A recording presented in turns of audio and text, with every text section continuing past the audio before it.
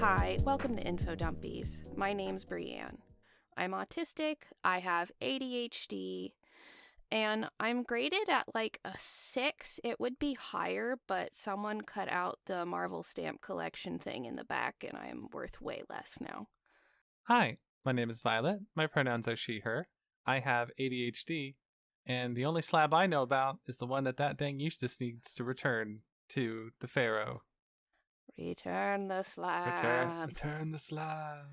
And our guest today is Carl Brooks. Hi. Carl is autistic. He has ADHD. His pronouns are he, him. And Carl is actually near mint, graded 9.6, which is really impressive. Very impressive. A 9.8 Very impressive. is the highest you can go in the slab market. A 10 is an albatross.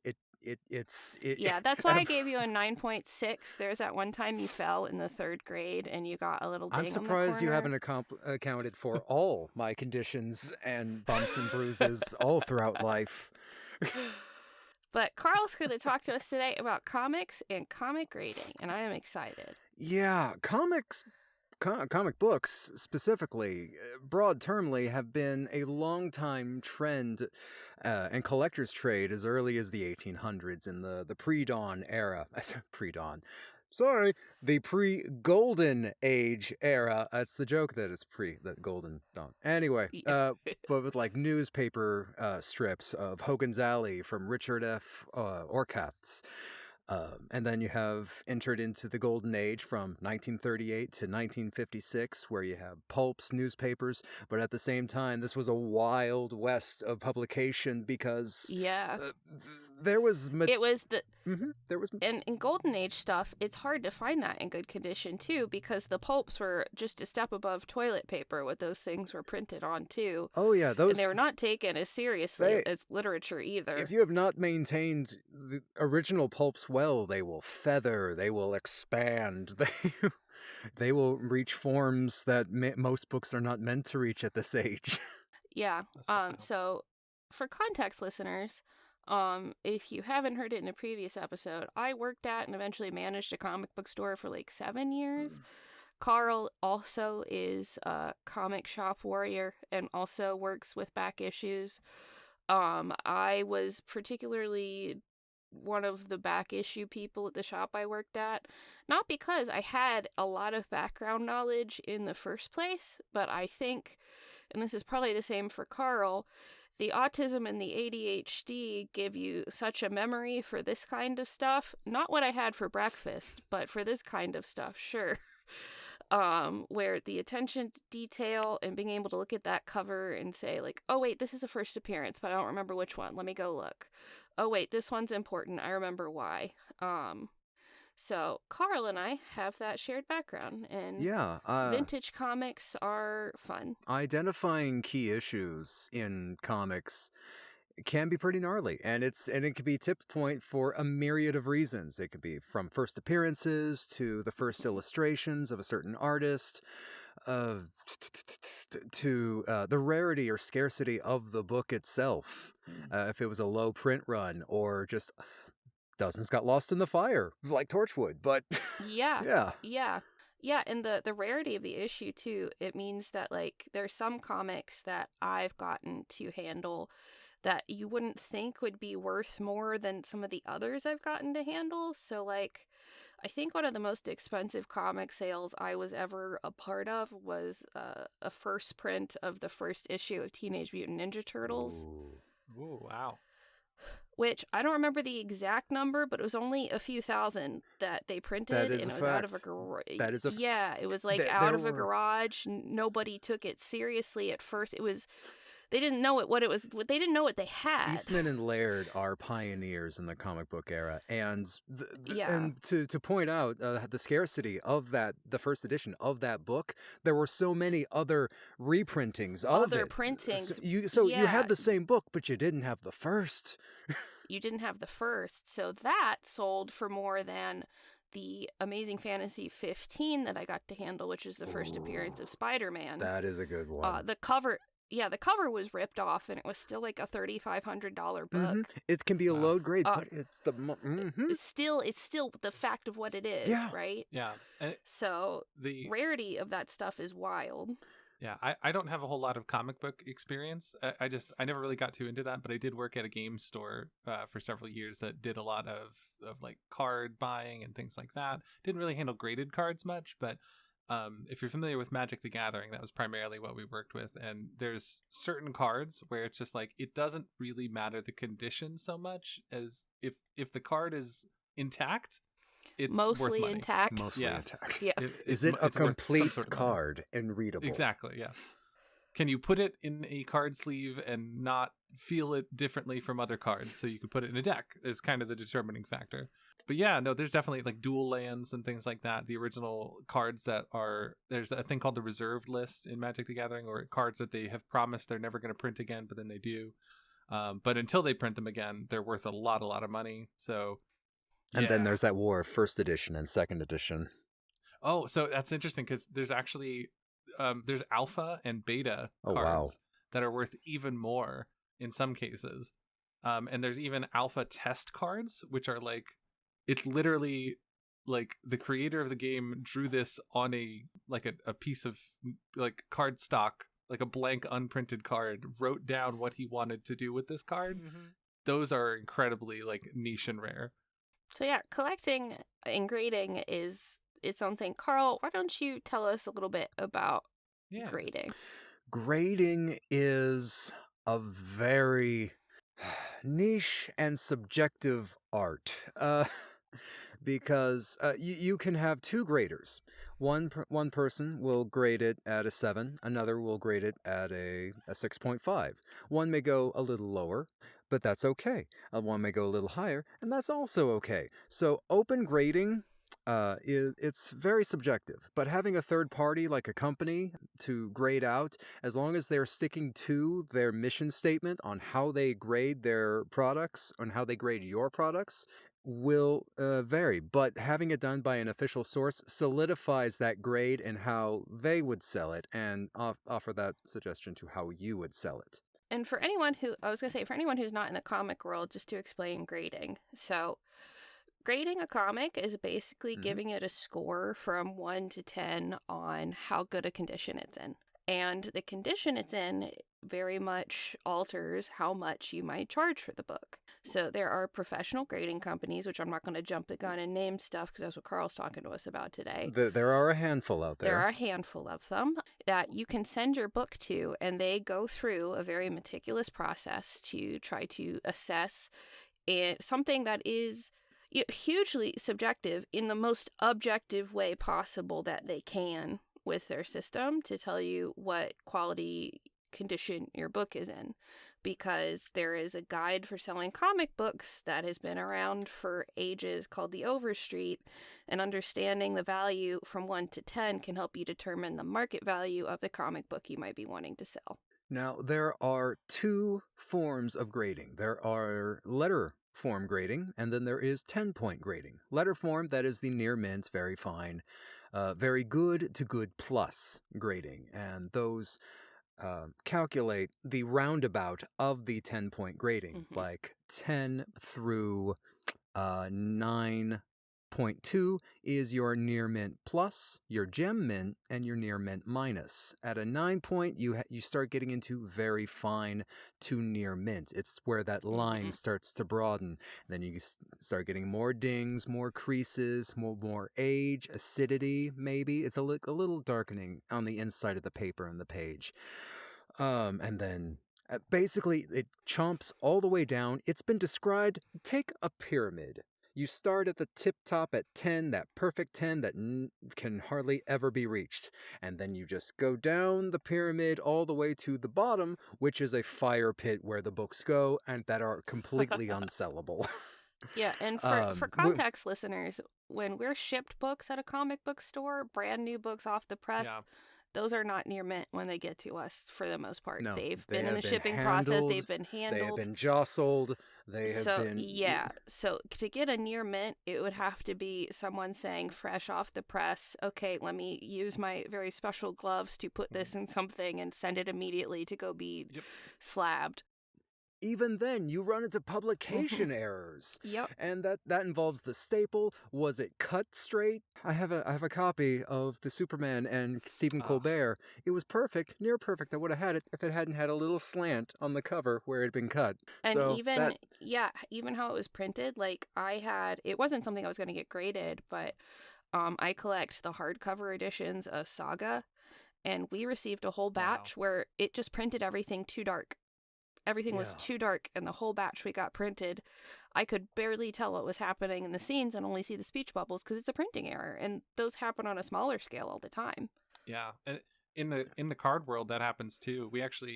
There was one time where we got like a whole bunch of cards to sell that were like, they're supposed to be like extremely, extremely rare. There's only like 1,000 total printed, and each one is numbered.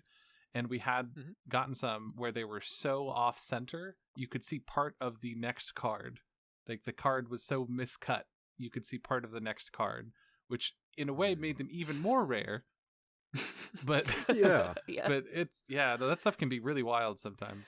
Which there's a weirdly kind of a market for some of that stuff in comics too. So I used to have someone who would come collect double covers. Because sometimes they would accidentally put 2 covers on a comic book. Oh, right. And I had a guy who, if I got one that was printed with 2 front covers in it, I would be like, hey man, what's up? We got another one in. Do you have one of these? Do you care about this? Cool. And that's just the niche thing he liked to collect. There's one on my search list whenever it pops up, if it ever pops up, because it is limited supply, because it was a recalled print. It was Action Comics 869. It's when you see Clark and Pa Kent hunched over a wood fence, and Clark is holding a beer bottle. Oh. And it says local brewery. Or beer, it just said, just a face label. Later that was recalled, and they replaced it with just soda pop. Of course. So that's what's out in circulation today. But to find the ones that have the misprint beer on it, that's going to be worth a bit. Well, actually, I had a question about grading. Oh, yeah. So what's up? I know sometimes there's a thing in the card world, particularly I noticed with Pokemon, where people would take cards that aren't worth a whole lot, but they would get them graded and slabbed regardless to try and increase their value. Is that a thing in comics? It is a thing in comics. Some people will they'll slab anything. It for anything. It's throwing darts in the wind. Well, it's when people go to slab their items and have it preserved into that numerical sense, because everything let's dive right into slabbing. That's the perfect time for this. So slabbing first began in 1984 when the ASA was introduced, and they brought in letter grading and a plastic holder that was held up by Alan Hager as displayed as the first slab card for preservation and authenticity of grade. And then coins followed suit by the PCGS in 1986. 1981, Professional Sports Authenticator was founded and begun using the 10-point grading scale. And from 1991 to 1998, the PSA had graded near 1 million cards, weeding out the wave of counterfeit cards and standardizing grading across the industry, leading us to comic books being slabbed in 2000 by the Certified Guarantee Company, or better known as CGC, who displays all of their comic book information with... Let me actually grab the lone slab I had with me, because I purchased this as an example, and we'll get there. I can show Violet and Brianne, but I will show everyone else as we go. So, listeners, a slab comic is essentially enshrined forever in this plastic casing that helps you guarantee that the condition that they graded it as is the condition it's staying in. You can't open the book anymore. You can't do it. Yeah, it'll forever be the 8.5 that Carl has there. So the comic is encased, and there's a little lip at the top that has the grade number it receives. They're color-coded. Interestingly, they can come in different colors depending on the grade. Depending on the grade, and they have the requisite grading information on the back, which Carl's going to show us. But it comes with a serial number and a census and all the detailed information. Like, it even has a code for the off-white pages. I'm not quite sure what that is offhand, but I know people who do. Yeah, cool. And they go ahead. It gives you all of the information to know why it got graded that way. It lets you know who did it. It is basically saying, hey, you can't crack this book open, but someone professional did, and here's what they found. You cannot read it. You can do nothing else but adore it in its glassed jewel case to be overpriced by folks on eBay for hundreds and hundreds of dollars. Because the process that it costs to go into grading, I'm not too certain of, but I do know it costs a processing fee by the CGC. And as it's evaluated by the professionals and jewel cased, it's and everything is solidified, there's just no arguing it. It's everything, all you need is there. It's just, yes, it is a $600 book if you buy it from me. And depending on the backlog that CGC has, you could be waiting, you send your comic off, and it could be like 6 months later you get your book back, depending on the backlog that they have. Yeah, same with cards. Actually, I can explain an example why slabbing this book in particular was a bad idea as an investment type. Yeah. Okay, the book in the jewel case of the slab is Grant Morrison's The Filth Number 5. Now, the Filth Number 5, single issue, the value of the book alone to date by the Overstreet Market Guide at a 5.8, the value is $2.55.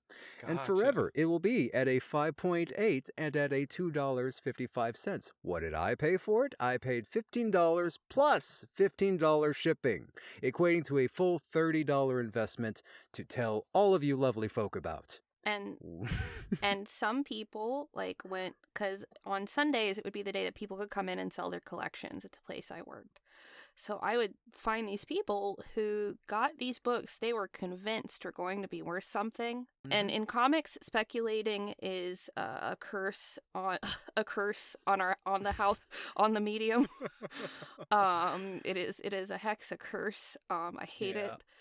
And people would spend this money to get something slabbed, and it very often people would buy books they didn't even like to get them slabbed, thinking they'd be worth something. And in the 2010s, when a lot of these comics were getting pilots for Netflix shows and getting picked up for other things, there were some comics where it was people seemed to only be writing the first arc of something so that it might get picked up for a movie.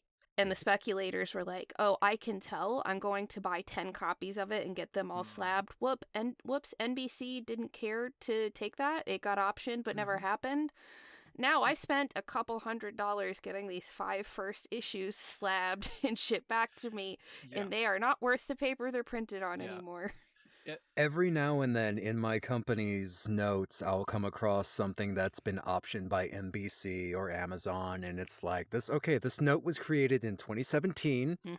Here's a clear sign it didn't move Probably forward. not going to happen. No. Yeah. And in the card world, it can be really funny because a big determining factor, at least for Magic the Gathering, on whether or not people will speculate that a card will be worth a lot of money is each card is given an individual rarity, first off. So if it's a mythic rare, it's assumed to be more right off the bat. But also what the card actually does is the biggest determining factor. So speculators oftentimes are actual Magic judges that know the game so well.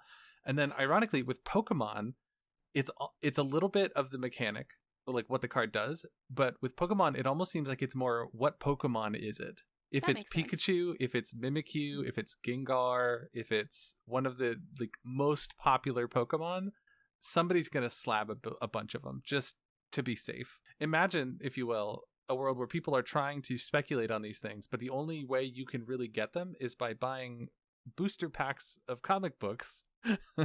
Yeah. And then maybe getting a copy. I mean, it's wild. And comics have something kind of similar with rarity with modern comics and variant really? covers. Oh, true, yes. true. So there Variant covers is a whole it's its whole it is a thing. showcase of talent is what it Yes. is. It is because there are so many different illustrations and so many artists can showcase their work and show their appreciation to the characters freely. Yeah, a lot of speculators go after those. And some of Well, those it would be between- like one per shop. Wow. Some places, yes, Yeah. ratios they're called. Yep, they have they'll, One it'll in be 5, one in 10s, one in one in 7. 20s, one in Wow. 25s. Depending on the series, they may Yeah. get quirky with the numbers, or there may Yeah. be a standard to it. So like Alex Ross has his solo so many. versions. Yep. Wow. The sketches are in 100s, and those most shops will charge 50 to 100 for just Wow. because it's a working piece of Alex Ross. Yeah, Wow, that's so wild. like one of the comics that I have the whole series and all of the variants collected of is Sex Criminals. They had secret not safe for work variants. Some companies will, and I really like how some companies do it where it's like, yeah, we have variant covers. Order as many as you'd like. But speculators aren't as keen on those because there's not the rarity of you had to order 5 regular covers for every one of these. Gotcha. But those get slabbed too, and they have their own They have collector just base as much too. pull and Yeah. value market as the A covers. Yes. But I got a lot of not safe for work ones that make me very happy that I haven't gotten slabbed, but they're funny, and that's the purpose. Different kinds of, other than variants, something that was used in publications. Used in publications at a very early age, back in the Golden Age, were ash cans. Oh yeah. Ash cans. Yeah. It was originally just nothing but one page, one single page. It was just to be like a promotional piece. It'd be like just the cover itself. Huh. And from there, it just it became like fodder, like most prints. So nobody really collected them. They just kind of became kindling, and which eventually called them ash cans because most folks just So, threw them out. the Yeah, I was about to term- say what is an ash can exactly? It's like literally It just is a it one is a page promo piece. Well, it's expanded since then. So like if you go Oh. to a retailer convention now, some people with indie books will offer you ash can editions of their book, which are smaller, just to be like, hey, here's a little snippet of the thing Yeah. I'm working on, a little promo snippet for you to look at. And it might be almost like a zine too sometimes gotcha. that they collected Well, as, so you can take a look. So part in of the my 90s, that became that's where way ash cans were. We know. yeah, Yes. as we know them now. So part of my homework when I was managing would be when my boss would come back from some retailer convention, would have a bunch of ash can and like reader copies of things. And part of my homework would be to read them and see what we should stock. That's good homework.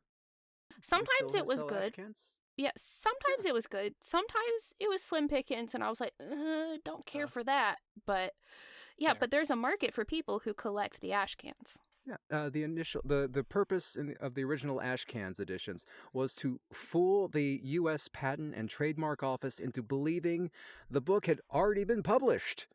Like it's already out there. Really? Clerks at the office would accept the hastily produced material as legitimate, granting the submitting publisher and trademark to the title and getting things moving.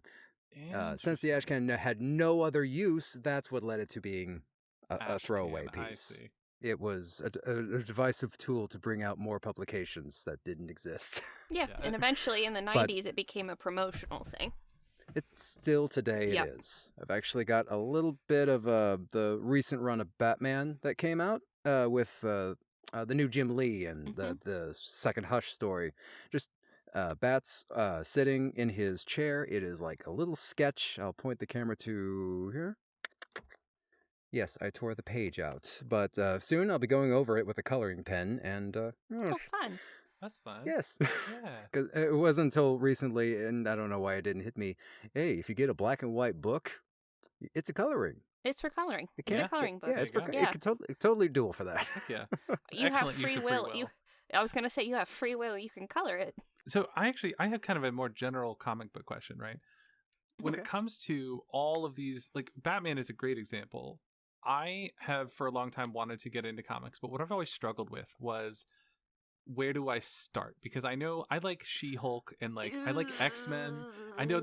Okay, I think I've stumbled upon a very big question here. This question has come across every now and then, once and twice a generation, of someone who was curious about diving into a series. Once or twice a day when you work at a comic book store, you are you are asked where to start. But continue, yes. So yeah, from the outsider perspective that I currently have, I have a handful of comics that I have gotten alongside Brianne in visiting the comic book shop that she used to work at, and like I have some She-Hulk and stuff that I still need to read actually, but that was a new series, that She-Hulk, that I got into, right? And I don't think there was She-Hulk before, obviously, but like there wasn't anything recent. Which we have collected editions of. Yeah. So maybe where to start? Yeah, because from the outside perspective, it seems kind of monolithic, right? Because like there's been hundreds of Batman series, probably. Thousands. Right? Yes. Thousands. Yes. Same with like Spider-Man and X-Men and everything. Like, where do you start with that? With those series? As I've traversed the data of titles and their issues and everything that connects them, start with graphic novels. They at least have complete stories as to where to start. I mean, monthly, there's at least 6 different series of Batman, 8 different series of Spider-Man. So if you hit with the graphic novels and start with a series there, you can't go wrong. Just pick what you like. That's where the line draws ultimately. Yeah, picking what you like is the number one thing. And I would get the question a lot, like, how can I get a comic that'll be worth something someday?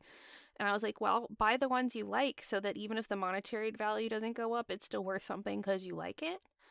True. But as far as starting comics, I think it is... So, quick detour. I got into wrestling a bunch this year, and my friend who got me into wrestling works at a comic shop in Washington, D.C. And the way she described it was, it's kind of like comics. You jump in close to the beginning of something. So, like, for me, I jumped in at a WrestleMania because that was a big event. Look up what you need to for context you might be missing, and just enjoy the ride. So, Gotcha.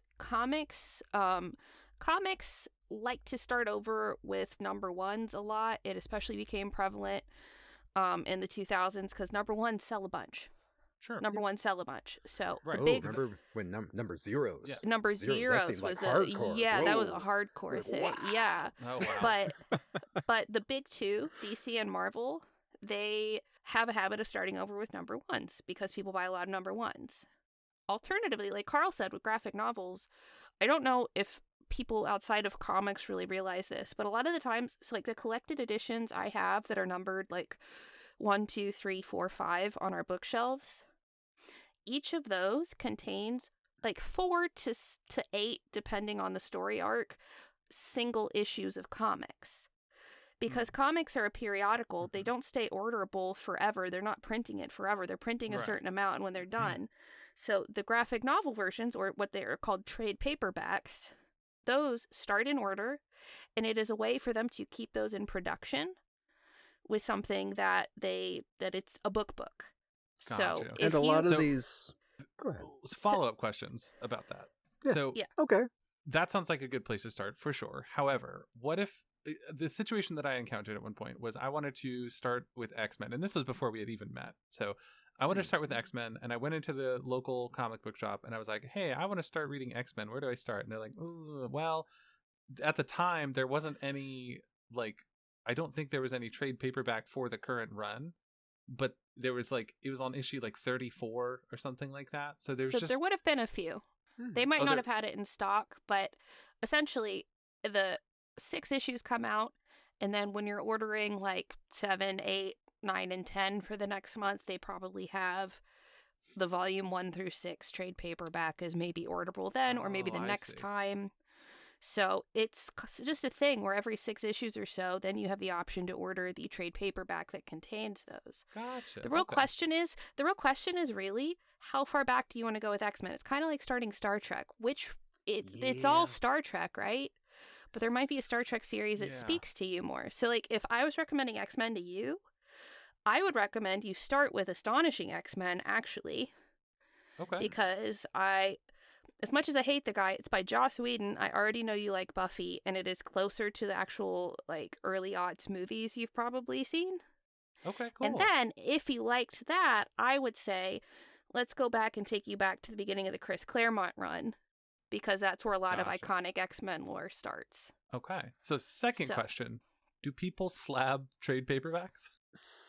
You can, You can, depending. it's- They're not. They're a Should little they? thicker. Should No. they? That- No. I have asked that question. Yeah. But some folks do. But comics are collectible items, and graphic novels are tradable items. True. They're Yeah. more for reading trade than collecting. Because they're not a periodical, right? Because That they're makes not sense. a limited run.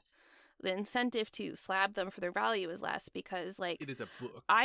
we downstairs Yes. have volumes that contain original sensation comics that had Wonder Woman in it, right? We have those earliest Wonder Woman down there from volumes that came out in, like, 2015. Gotcha. So those are going to Gotcha. be worth far less. Yeah. So it's From the literally date- it would almost be like if they it's like when they do reprints in Magic of like Yeah. they include this card in a later set that's a core set, so it's going to be constantly available for the life of that entire set until they stop printing that set. So Oh yeah. Trading back to comic Gotcha. books, looking through the sea of data and in titles, some of the things I come across is I see where series have actually ended Mhm. and then just recontinued with a legacy number.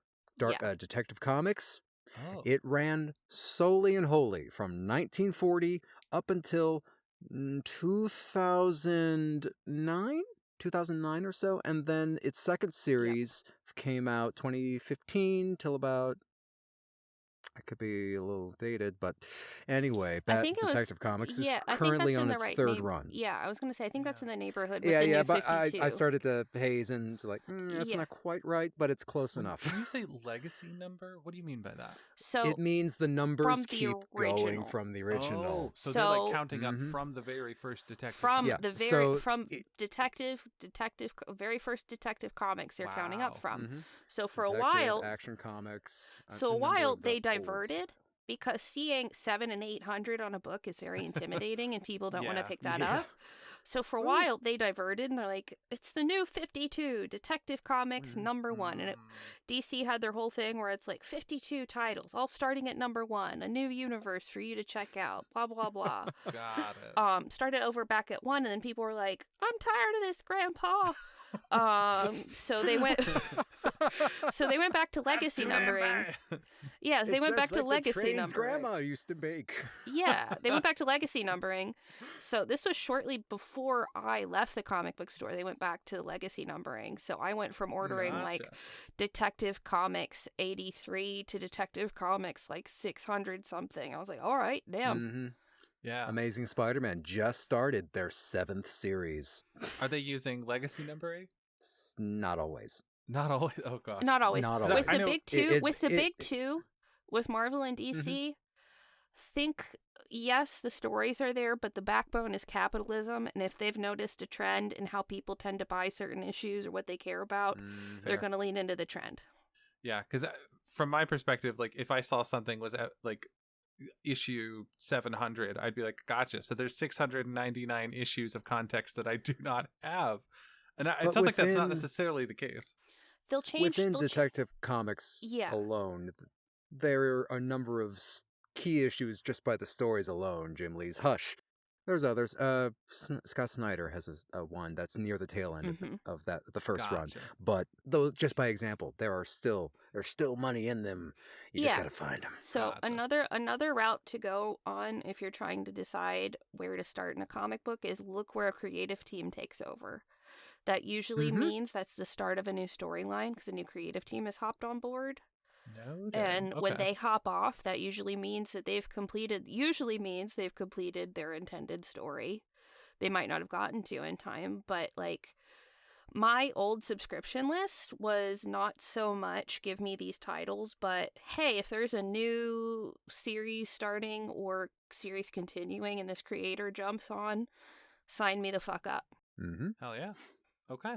Typically the case. And once you find your favorites, either the artist, the writer, or whoever's on the team, lean into that, and everything just like all your other interests will take over. Awesome. Yeah, Well, thank you for indulging my newbie questions there. Yeah, so Yay. like any other Glad to help. any other prose book, there are certain authors people know they like with prose. Certain artists and writers you'll figure out you like with comics, and I have read about superheroes I didn't think I would care about because a creative team that I enjoy started working on it, and Gotcha. I get to step out of my comfort zone a little.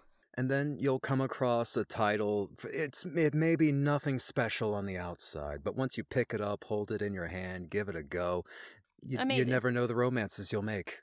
Yeah, like for me, the series Sex Criminals was like life-changing comic book material for me. I actually just had the Just image on my hand earlier. Yeah, it was a life-changing comic for me. The art on the outside is very unsuspecting. It's cool. It's very graphic.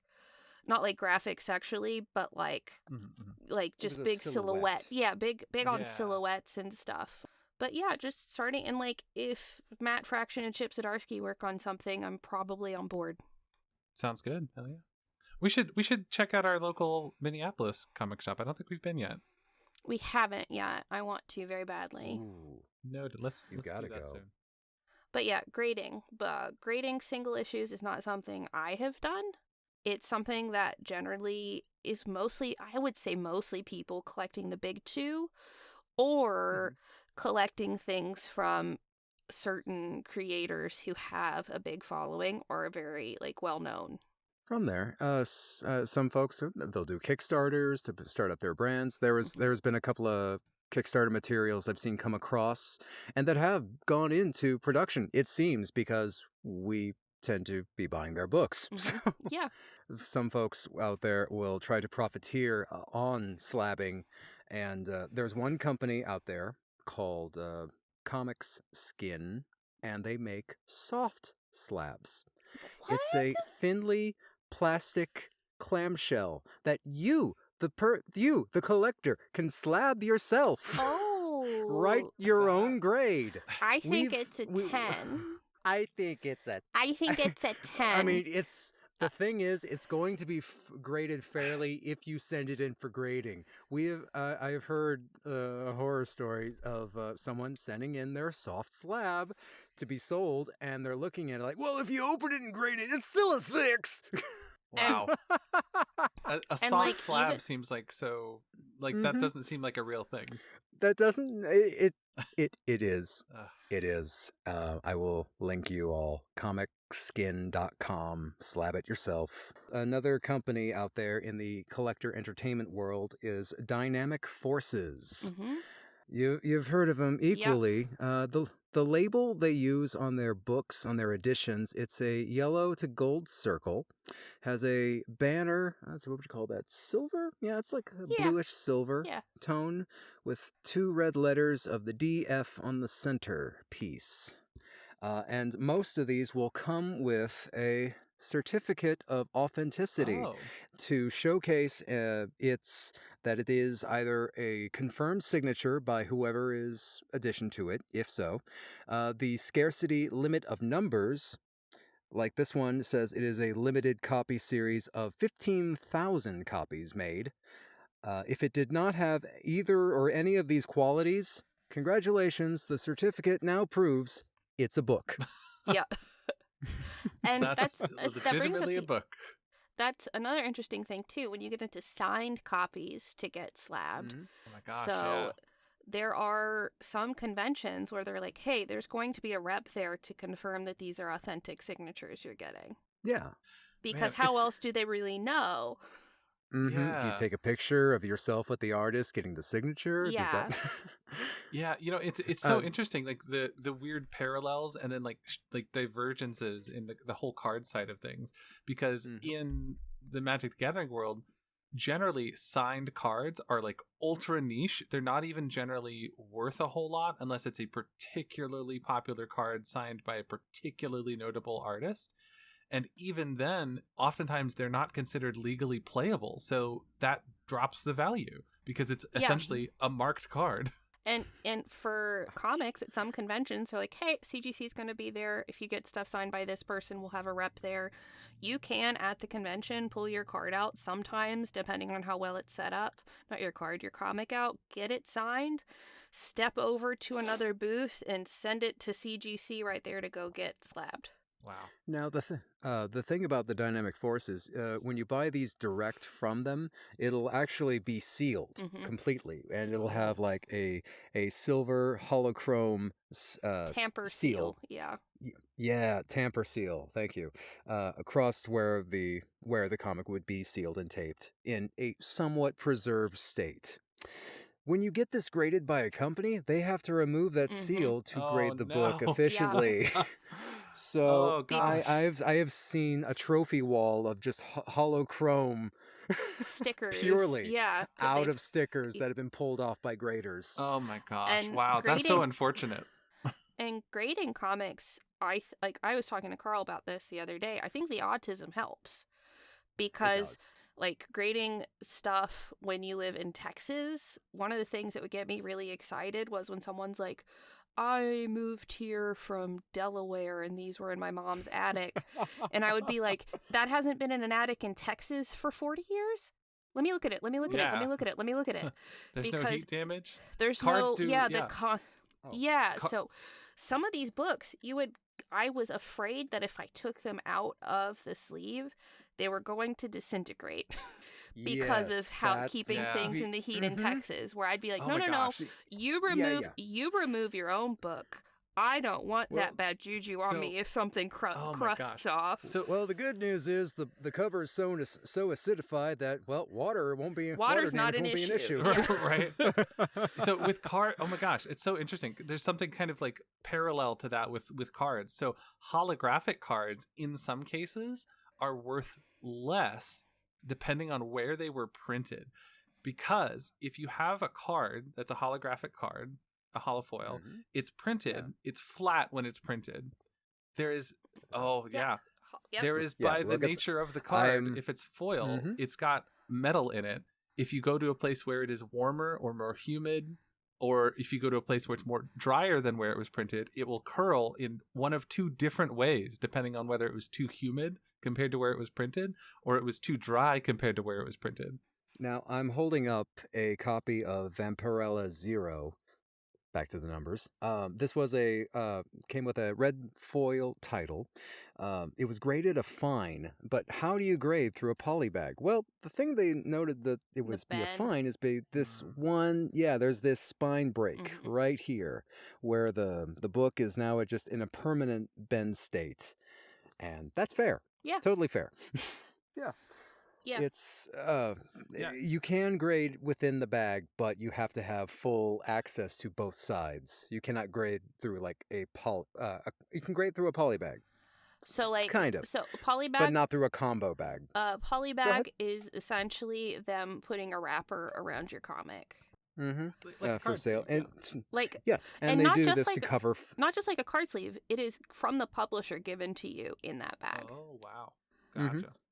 That is from, most assuredly it had never been used. One would confuse it to be one would confuse it to be mint because it hadn't been opened, but it has also been so like all of my Sex Criminals Not Safe for Work covers were polybagged because we couldn't just show them on the shelf at a store. They had polybagged, like blacked out from blacked the neck out down.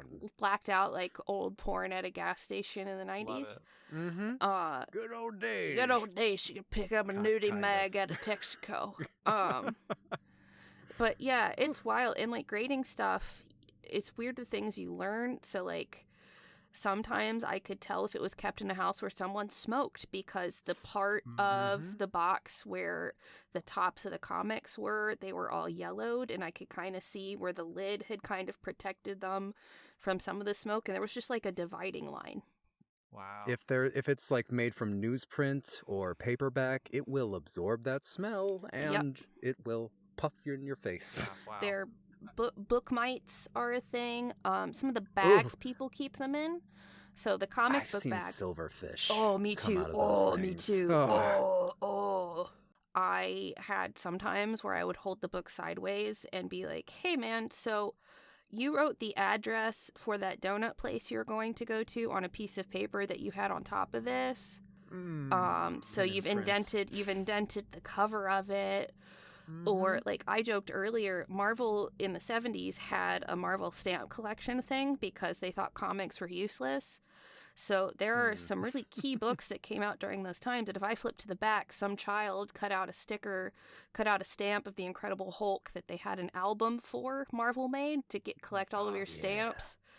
So it'd be like, it would have been in really good condition, but when you were 8, you did this. It's still good. Yeah, I can't imagine grading a whole comic book because just grading a single card is rigorous. We'll demonstrate right now for you. Yeah. I will pick an I love issue. that. I will pick any issue that I haven't already brought out. And I have, Let's see. I have another question after this. Go for it. Go ahead while I look for this okay. book. Did y'all ever encounter people who would try to repair or modify damage to their comic books to pass them off? Yes, there is a whole industry behind it too. Oh, wow. Yes, there are folks out there who will do their own restoration attempts and not know what they're doing because of the fragility of paper and what you do with it that will take permanent placement and affect its grade. You can tell when something's been pressed, especially the older it is. Yeah, pressing is the big thing people have done or they try to do themselves. Sometimes, when I've had books that I was like, not worth a lot, but it got kind of fucked up from the humidity. I'm going to sit this under my long boxes and do its thing. Not something that's worth a lot. Just something I was like, that got kind of fucked up when I left it out and I was reading. Yeah, the big standout for me is so most modern Magic cards have a black border, is Sharpie in the border where it's been scratched and you can see the pulp. It's so obvious. Ugh. Oh, okay. Now, for fast grading, this is my issue of The Defenders 116. All that's special about this issue to me is this was Mike Mignola's, the creator of Hellboy, his first coloring job for Marvel when he was working for them. Oh, very cool. Apparently, according to the biography he was in, it was the worst coloring job according to their editor, but I think that's just a corporate example of not letting the artist do what they want to do. Yeah.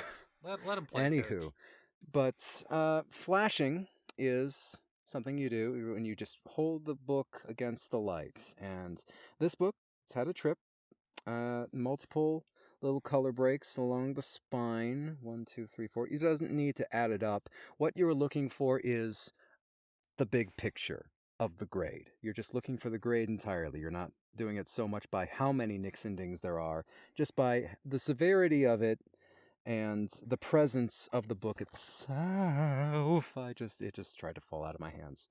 Now you see, it's not completely square. The back cover comes up just a bit on the rise. Let's see. So from there, otherwise, good paper quality. Some minor tear up here, a little bruising because of the slip up. That's just from a misaligned spine of handling. Little mark here. Otherwise, clean cover.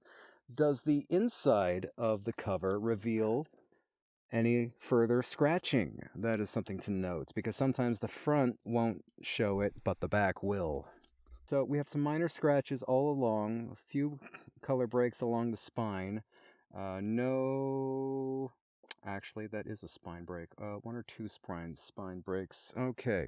Now, the shop put this at a very good. That puts it about medium of the temple, and that's about a fair assessment. I'd put this about maybe a 5.5. Interesting. So you don't Oddly look enough, page by page or anything. You look at You look at quality. It's okay to have some people will put their name on the front cover. There's so many times it's really cute though, because it's usually a little kid, and sometimes you'll find notes like, "Not Jeff's. This is Matt's book," and I'm like, "Yep." So there's sometimes, like with the stamps, to go into the book to go check for something that's damaged, right? Mm-hmm. But apart from that, you're getting a general idea of what general condition is this book in. So that grade of Defenders, it was read and taken pretty pretty decent care of, but the elements in time have probably done their thing. A lot of different handling, Yeah. different styles, probably different hands a long time. But yeah, that is essentially grading. It's a really fun skill to have when you're in comics. I quite enjoy it. I like when I find a good first issue. Like, I'm not someone who collects things that are necessarily valuable enough to go get slabbed in most people's eyes, and partly because I want to be able to still look at them. Yeah, I personally still want to read my books. Yeah. So, like, for me, the oldest stuff I really collect are the Gold Key Star Trek comics. Most of, like, I have so many that I think are... I have some that are my place fillers, and this is something some collectors do. I have some that I'm like, this is probably like a 3.5, but I hadn't found this issue before, but if I find one in a better grade somewhere, I will replace it with the better copy. But, like, my Gold Key Star Trek #1, it's probably like a 6.5 or 7, and I'm thrilled about it. Nice. I think the highest thing I have in my collection, just purely by coincidence, and did the research because, hey, I have that book. Let's see what it's worth, is Predator #1 from cool. 1998, when the first movie rolled out. And that's currently at the market somewhere in the $100 range if it was like at a 9.8. But it's likely going to be at a 7 or an 8 because of my handling over the years. Yeah, because But now it sits in a jewel case. Yeah, so my most valuable ones I don't have slabbed, but I do have the jewel cases that have a UV protection thing on them to have them. Those are handy. Love them. Actually, behind me is Yeah. display Those exact tool. ones. It's So, comic care cases. It's just love an 'em. open lid. Love them. Yeah. It has a space for your book. This is a copy of God is Dead, Book of Acts. Got a story with Alan Moore in it, I like. Yeah. Another nice fine foil job with an emerald Bible leather. Love it. But yeah, no, that's really my cool. that's my favorite way. It's just a case that with the employee discount I used to get wasn't too expensive. It has a thing so you can hang it on the Yes. wall. It's got some UV protection, but you'll also notice around our house, if it's a comic that is particularly one that I care about a lot, I will be anal about making sure it's not like in direct line of window or that kind of stuff to help protect it. Okay, I have one more question just about the things you've seen while grading comics. What you got, Violet? Have you ever seen someone bring in a fake comic? Once. Kind of. I don't think they didn't realize they did. Oh.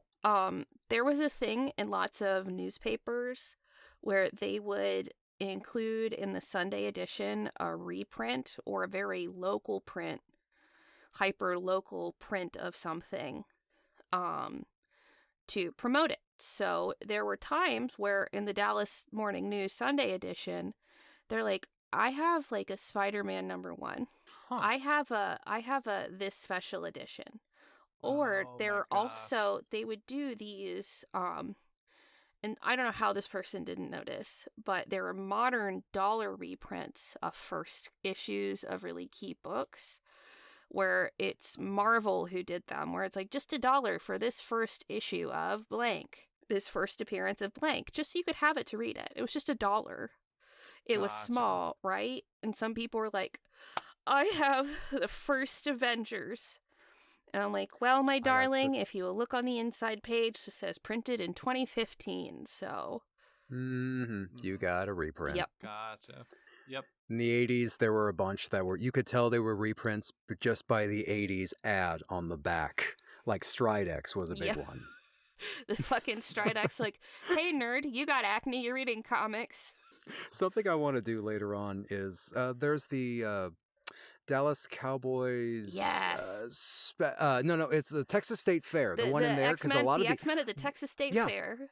Yes, What? because a lot of the ads that are in there, I live right next to a lot of those landmarks. Yeah. Like Central Grand, right down the street on Main. So it was like Spider-Man. So X-Men at the Texas State Fair, I've seen so many of. There's also there's like some holiday one with Spider-Man in Dallas. But these all... Oh, that was Dallas football with Spider-Man Dallas as football with well. Spider-Man. There was an Avengers There one was a too. couple It of- was like yeah, it was, Spider-Man, X-Men, JC Avengers. Some JC, a couple where there were branded, The afforded by, JCPenney sponsored by JC The Penney's. JCPenney like Christmas parade one. That's the one I'm imagining a where you can couple of see the those. cover, right? So those all Yeah. came out in the Dallas Morning News in the Sunday paper. Wow. And so people just thought, oh, I have the original, and they didn't know better. No, those were a oh. different thing. Those were a whole Oh. special edition thing. That which brings up another topic: with side comics that come with other things, Yep. like with DVDs and other Oh, Yep. wow. newspapers and magazines. Those are still collectibles and can be redeemed by most collectors if they deem it worthy. But they're Wow. there; they're out there. Yeah. Yeah. Well, the thing I say very often is comics are a mistake, and I love them. Carl, what was the fake comic that you said someone brought in? It was actually someone's independent print. It wasn't so no. much fake; it was very real. But it was like someone's fanfic that they had wrote up and, I guess, tried to sell it off to us. Why is Spider-Man kissing Sonic the Hedgehog? I don't know, but And why is that doesn't Tails look pregnant? like. Why is Scott Summers making out with Logan? Wait, Hold on. You have my listen. It's not. I'm intrigued. Listen, I can't grade it for you, but it is worth something to me. Wow. In my heart. In my heart. That is wild that someone would do that. I wonder if maybe they forgot that they made it or something. I don't know.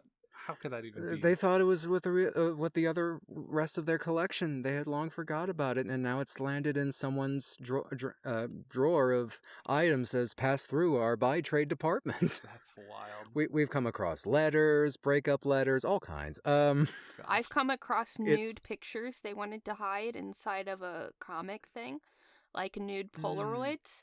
That they're like, I'm gonna slip this in this. I'm gonna slip this in the back of this issue of. I have a box full of 150 X-Men #1s with the Jim Lee covers, and I needed to hide some Polaroid nudes. Whoops! And it's like, Oh, whoa! wow. I just saw that guy last week, and these are his balls. These are his That's balls crazy. in 1993. That's crazy. That's right up there with X-Force #1 and the multi-trading cards of having to go through each issue to get each one. Yeah, the early 90s, there was such a comic boom. There were all these gimmicks. X-Force #1 had trading cards Oh wow. in them. And each one had a different character. Yep. One was specifically of just a T-shirt to be sold. So if you so wanted many it. so many gimmicks, so many things to consider, but I love comics. I love old comics, and we should absolutely Yes. go check out the local stores Yeah. here because I would like to. Another recurring trend, last note, is a treasury size, Oh yeah, which is like Uber magazine. huge. Those are You making think a of comeback. think of like a Life magazine. Have you seen the Mhm. old Life magazines, Violet? That Oh, were like yes. Violet. Yeah. Really big. they do treasury editions. So I I had have one. Never heard of these. I had Oh, Oh, cool. wow. This is more of a portfolio size, but it's about the same chest. Wow, that's huge. I had never seen this before. Yeah, I think they got this is the work in progress All-Star Superman Wow. portfolio. Which it's just pure black and that is a good Superman story. If you would like to read one of those, Violet, I would say that's one of my favorites. very good. I Yeah. caught the animated version last week. It's okay. They've dropped a few stories, but tit for tat, Nice. it's perfect. Nice. But yeah, thank you so much, Carl. I don't get to talk about Thank you for comics having me. often anymore, and it's always nice to talk about them. And get thank to you for dump about them. Yeah, thanks for fielding my million questions. Absolutely. I love, ever since I've been re-immersed into comic books in general, it's just been a true joy, and it's been a great navigator for my neurodivergence and my late diagnosis. Yeah. There's so many themes of that in comics all over the place. I think partly because the people making them are some flavor of neurodivergent themselves, usually, if you're going to commit that much to sequential storytelling. Yes. And yeah, it's working in comics right out of college. I was making more than I was going to make with my degree using one of my special interests. And it was a job that was more friendly to my autism because my job was to dump about this to people who had very specific questions. So my favorite part of my job was someone's like, I want to start with the X-Men. And I was like, okay, first of all, tell me what, and like I had a whole system, like, tell me what I TV love shows doing you that enjoy. with Magic too. Yeah. Yeah, I would be like, tell me what TV shows you enjoy. And they tell me what they enjoy. I go, okay, let's start here. You're going to love this one. But yeah, it's such a small world. Carl found me because I was on a podcast talking about autism and ADHD. And it turns out Carl works at a store that would frequently work with the store I worked at. It's a very small world. I love comics. Super small. We all love comics. It is our linchpin as a society. It is our modern mythology. It transcends religion. True. Transcends background. Spoken language. Mm-hmm. Even the Rob Liefeld ones? Even the Rob Liefeld ones. Even the Rob Liefeld ones. Feet are overrated.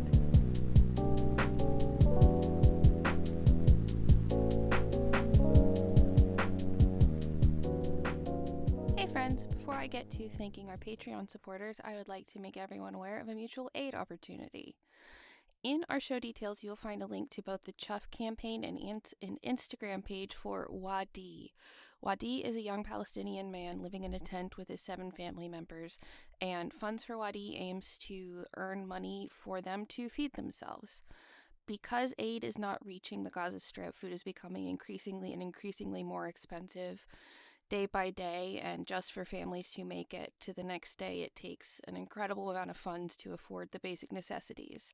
The aid sites are dangerous, and Wadee was recently injured attempting to get aid at one of the very few aid sites there are.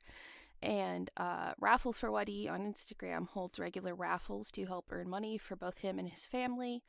And you can use the link to the Chuffed campaign to give to Wadee directly without participating in the raffle. So you can find links to both of those in the show details, and please share anything you can Wadee's way to help him and his family make it to tomorrow. And now I'd like to thank our Patreon supporters, like Lilith Rain, Janice Weston, Anarchista, Bethany Percy, Chamberlain Foreman, Nunya B, Kate Michigoose, Kate Genius, Chibs1012, Dave Perrell, Megan E, Carl Brooks, Natasha Neves, Gus, Lucy, Helen Clifford, B. Trossler, Sewing Sarah, Rachel Rachelson, Vintago, and Randy Lovings. You know the usual. If you want to help us out, the absolute best way you can do that is by getting other people to listen to the show. Post about it on Reddit, in a Discord group, in a Facebook group if you're still rocking over there. I can't because every other post there's Nana's freaking out over some AI picture of Jesus as a giant crab and saying amen.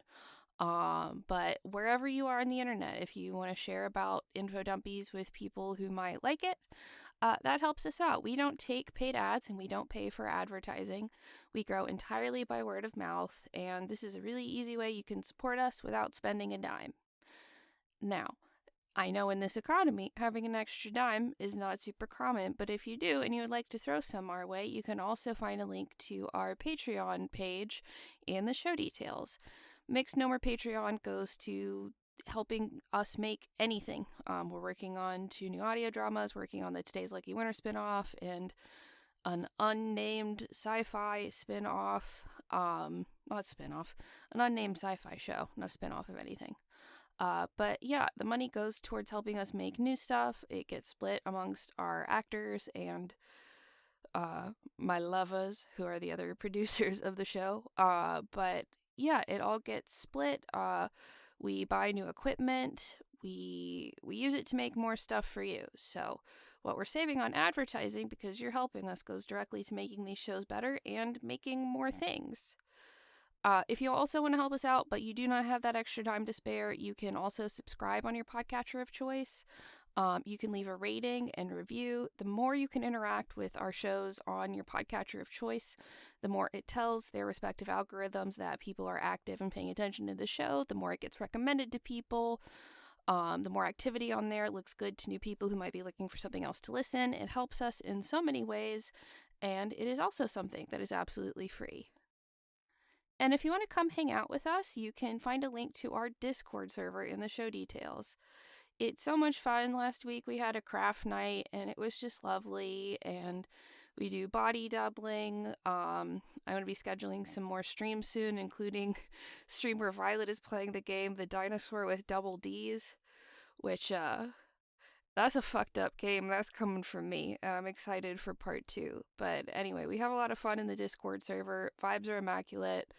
I am so happy that the stuff we make attracts such lovely people. It makes me incredibly happy. But yeah, that's all I've got for you this time, my friends. Until next time, clever sign off.